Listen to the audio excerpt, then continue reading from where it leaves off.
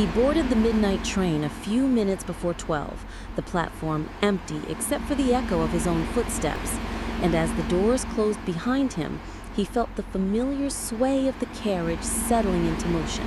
But something was immediately wrong, because the car was full of passengers, yet none of them moved. A man with a newspaper held it frozen in front of his eyes. A woman resting her head against the window did not blink. Two teenagers, halfway through laughter, had their mouths half open as if carved from wax. And he walked slowly down the aisle, brushing shoulders that were stiff and cold, calling out softly at first, and then louder, but no one stirred. No one breathed, no one answered.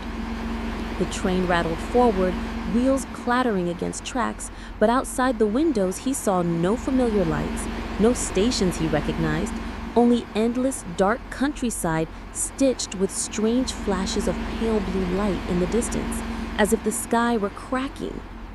His phone showed no signal, the clock stuck at 12:01, minutes refusing to pass, and his throat dried as he sat down opposite the frozen man with the paper, staring at the stillness, wondering if this was some cruel prank or if he had wandered into a place he should never have found.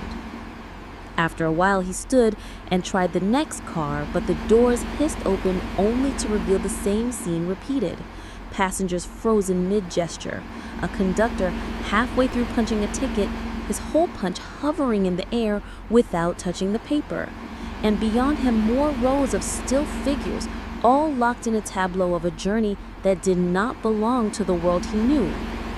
Panic gnawed at him, and he ran, carriage after carriage, each identical, each filled with unmoving passengers, until his legs gave out and he collapsed in the middle of one aisle, chest heaving, surrounded by silence except for the steady rumble of the wheels.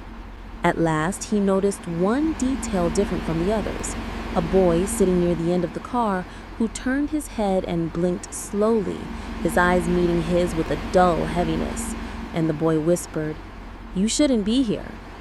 His voice cracked the silence like a stone dropped into frozen water, and the others around them did not react, still as statues. The boy stood, knees trembling, and walked closer, saying again, "You boarded the wrong train."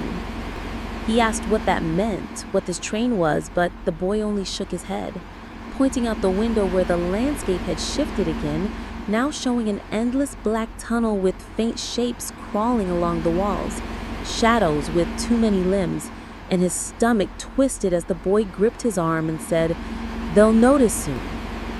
Fear surged through him and he asked who would notice, but before the boy could answer, the lights flickered, plunging the car into near darkness, and in that dimness some of the frozen passengers twitched, their heads jerking in unnatural motions, mouths stretching wider than flesh should allow. And he realized they were not frozen at all, but waiting. The boy pulled him forward, shouting to run, and together they dashed through the connecting doors as the sound behind them grew, low moans and scraping footsteps, the statues come alive, chasing. Car after car blurred past, every row of faces turning in unison as they passed, eyes hollow, smiles too sharp, and his lungs burned as he stumbled forward until at last they burst into a car that looked different, its walls covered in graffiti, windows cracked, the lights humming weakly but real, and the boy pushed him toward the door at the far end, yelling that he had to jump before the train reached the next bend. He argued, terrified of throwing himself into the dark countryside, but the boy's face was pale and desperate, insisting, "If you stay forever." Behind them the creatures moved closer, their shapes shifting between human and something else, their hands clawing at the air. With no choice left, he pushed the emergency release, the door groaning open to rushing blackness, and together they leapt into the night. He hit the ground hard, pain shooting through his shoulder, grass wet against his skin, the world spinning, and when he rolled over, the train was gone, the tracks stretching empty in both directions. No lights, no sound, only the boy standing beside him, breathing hard. The boy smiled weakly, whispering, "You made it," before fading into mist that dissolved in the night air. He staggered to his feet, clutching his ribs, searching for any sign of the train, but there was nothing except the faint smell of ozone and the realization that his watch now read 12:17, time flowing again. He limped down the tracks until dawn painted the sky, eventually reaching a real station, lights warm, people moving, life returning to its rhythm. But whenever he boarded a train after that night, he never forgot the frozen faces, the newspaper suspended midair, and the whisper of the boy who had saved him.